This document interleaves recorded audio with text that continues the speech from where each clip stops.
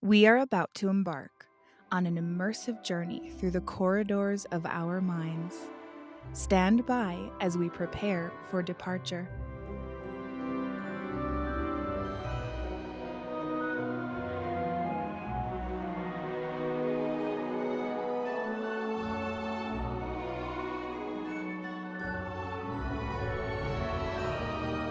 Welcome aboard, everyone, to the Productivity with Peace of Mind podcast adventure.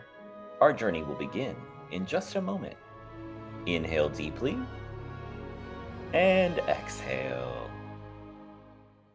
Our voyage takes us on a captivating tour, diving deep into the intricate layers of our thoughts and imagination. Brace yourselves for the complexities of our evolution. For a safe and enjoyable journey, stay seated, secure your helmet and protective goggles, and keep hands, feet, and legs inside while the ride is moving. Now relax and enjoy.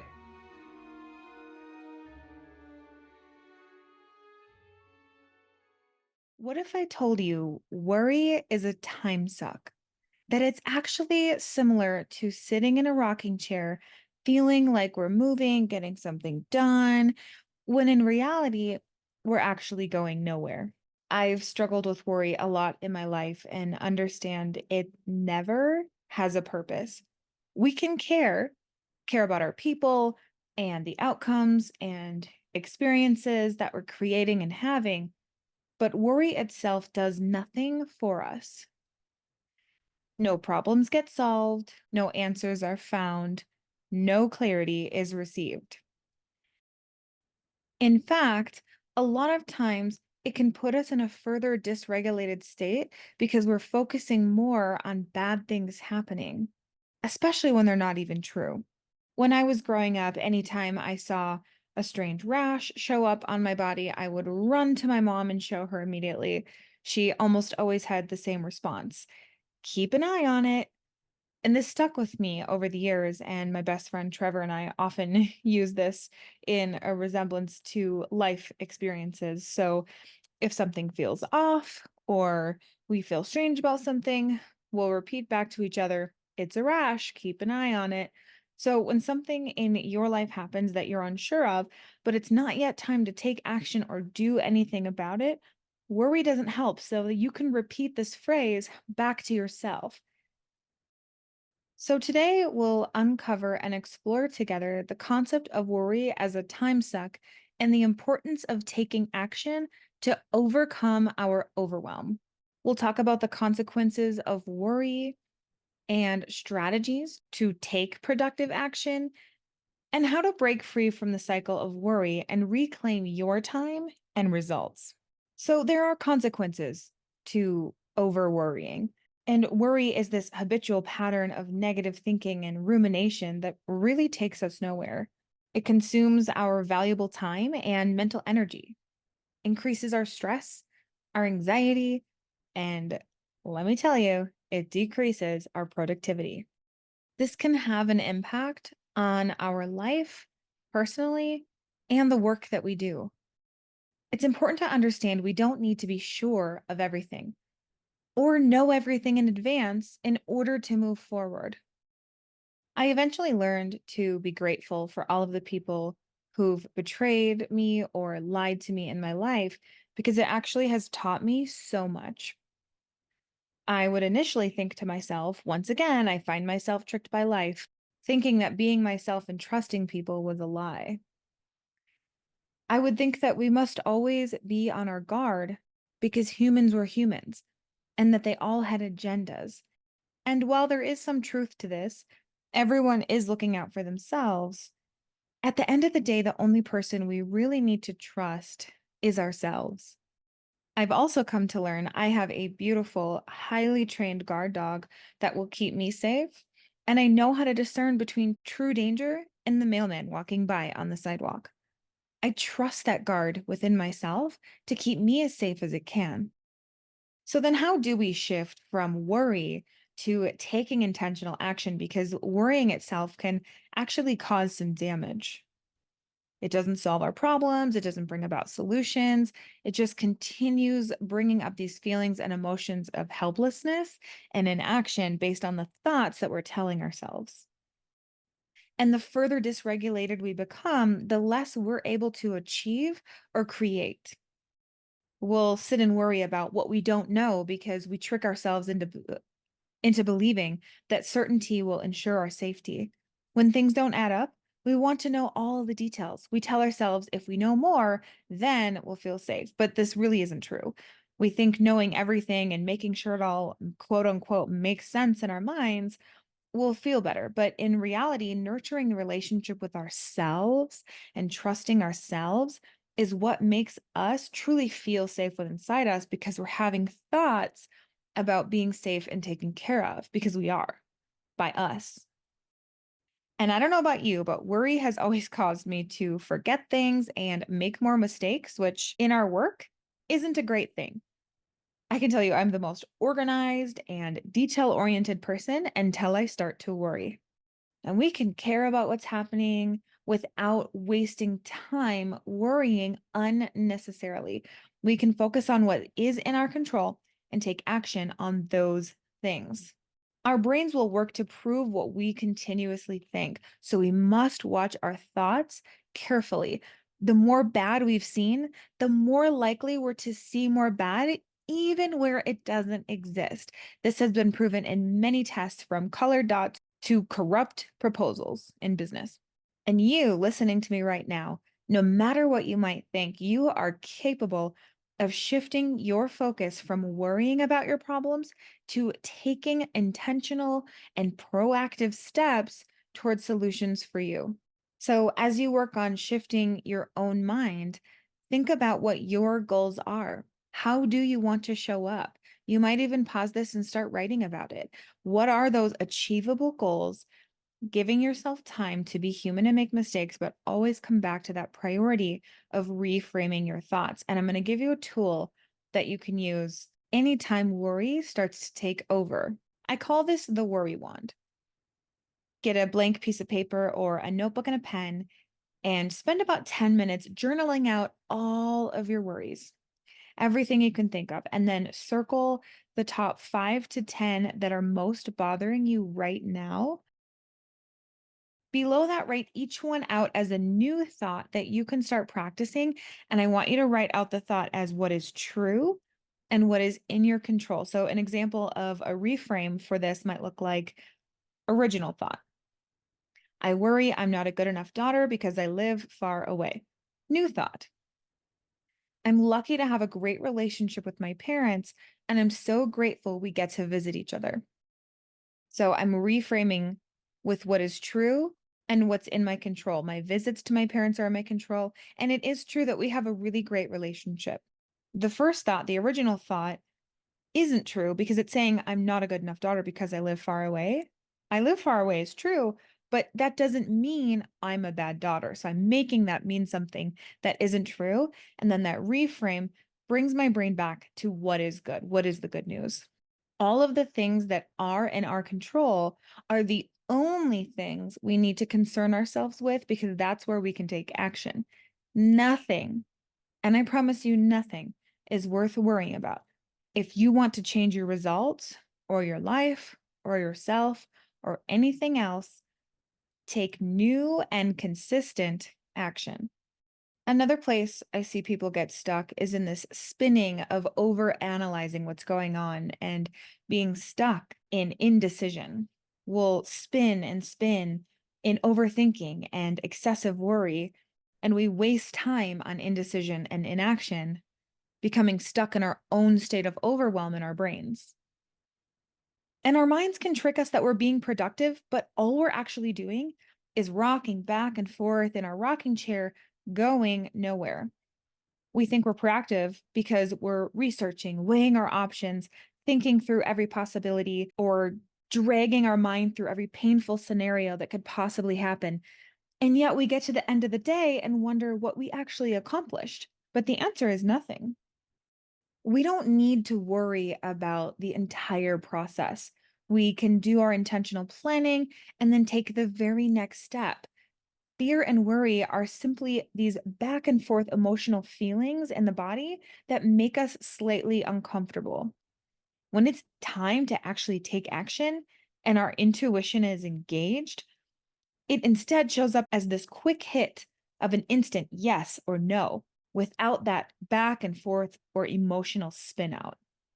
And worry can live inside of us like a plague, wanting to grow and take over our bodies, especially for those of us who are detail oriented.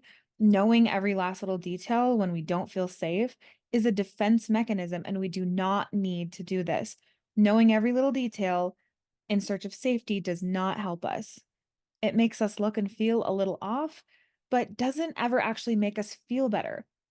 It only becomes a spiral of wanting to know more and never quite feeling satisfied because we're thinking thoughts of needing to know even more. And these thoughts don't stop as we learn more, they only grow stronger. This can also push other people away. Do not give in to the urge to go down the rabbit hole, and definitely do not give anyone the third degree. It's important for us to learn how to become great decision makers, even in the face of uncertainty or when we don't know everything entirely. We can make informed decisions and take calculated risks without knowing everything or uncovering every last stone. We can learn what we can, feel what we need to, do our research, but then we have to cut it off somewhere and commit to a decision and move forward. When I was deciding whether or not it was time to get divorced, I went back and forth for a long time, worried nearly to death I would make the wrong decision. It's no small choice, and we often want to make all the right, quote unquote, decisions in life, even though we know there are no true right decisions. There are only intentional choices we make, commit to, learn from, and then make the next choice.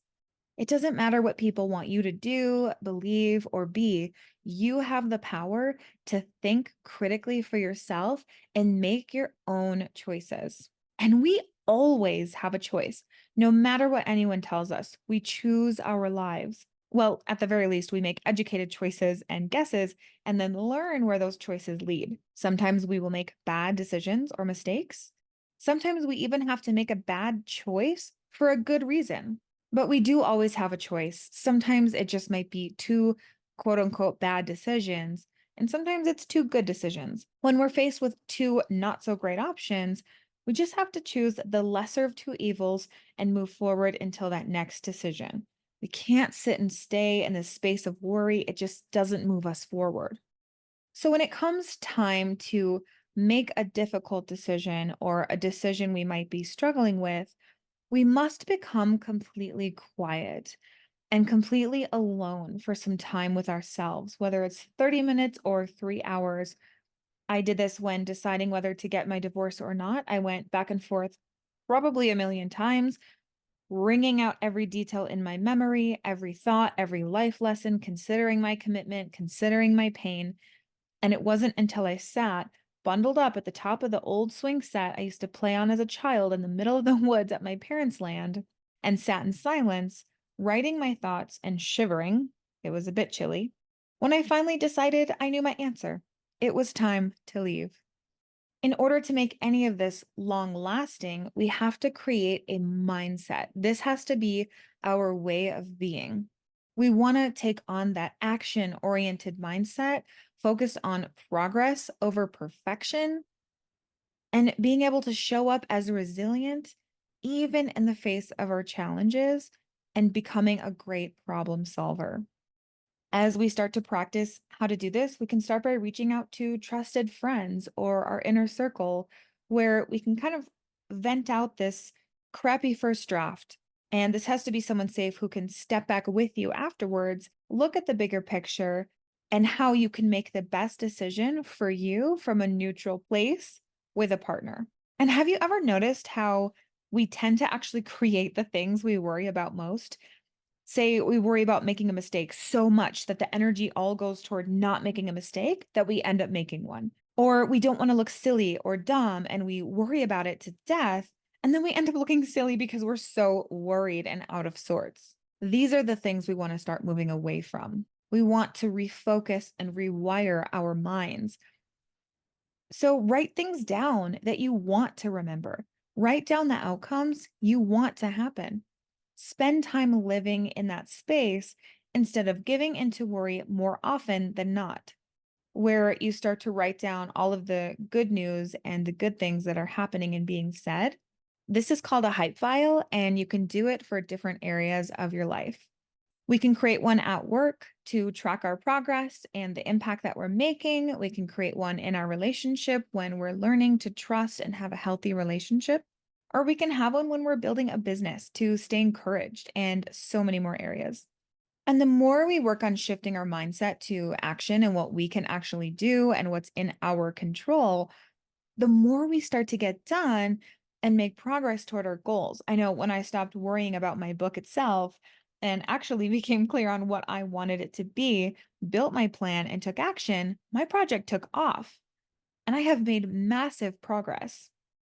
From understanding the consequences of worry to shifting from worry to action and cultivating our action oriented mindset, I know you are going to begin seeing massive changes. We cannot worry about bad things happening due to the duality of life. Bad things are unavoidable, but how we handle them and react to them is actually completely in our control. Not to mention, we wouldn't even appreciate or even know what good is without the bad. And if we added up all the time we spent worrying over things that never happened, how much of our life have we lost? Things are so much more simple than we think they are, and so much more is possible than we've even yet imagined. We don't need to try to be perfect all the time. We're not now and we never will be, but we always have options. So we can make our decisions and think and talk when we're calm and doing our deep belly breaths. We can always continue to return to the calm center within us because holding on to the weight of our worries is heavy. So maybe get a container in your mind for your worries, for your bad experiences, and your challenges so that you have a space for them. And then you're not living with those every day. You can set them down. Don't waste your precious time and energy in anticipatory grief, waiting for bad things to happen. Even if every bad thing we worried about happened, was it still worth spending our time and energy worrying about it? We can end up poisoning ourselves with our own thoughts and end up unable to enjoy the journey along the way, regardless of what the final outcome ends up being. Sometimes the most powerful reaction we can ever have is no reaction. So let's break free from this vicious, nasty cycle of worry by taking our own intentional action and making choices and reclaim our time and the results we are creating. It can take time to find our place in the world, to learn who we are, what we want, what we truly really want, and who we were and who we are becoming. And above all else, never lose yourself. Be comforted and empowered in your own strength. Be reminded of all you have already overcome and be encouraged of all that lies ahead of you. The only way to reach our solutions and our results is to start taking action today. So, no more wasting time on worry. We're going to start making progress and choose our actions over our overwhelm. Thank you for braving the inside of your mind with me. The better we understand ourselves, the more deeply we understand the world. And as our awareness grows, life just gets better and better. If you've enjoyed this episode, please take a moment to leave a review and share this with anyone else you think could benefit from listening. A quick reminder that the content shared in this podcast is for informational purposes only. I am not a licensed therapist, and the discussions here are not a substitute for professional advice. If you're dealing with a specific issue or need personalized guidance, please consult with a qualified professional. Your well being is important, and this podcast is simply a platform for sharing insights and experiences. I appreciate you spending this time with me. Until next time.